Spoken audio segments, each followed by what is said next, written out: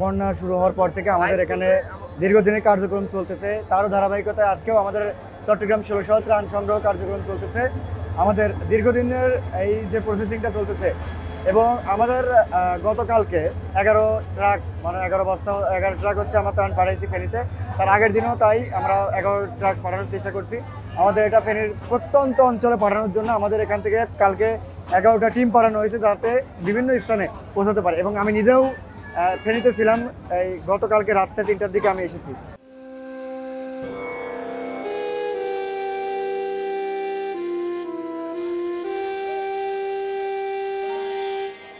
সবচেয়ে বড় বিষয় হচ্ছে আমাদের এখন যে ত্রাণগুলো এসে পৌঁছাচ্ছে এটা আসলে পর্যাপ্ত নয়।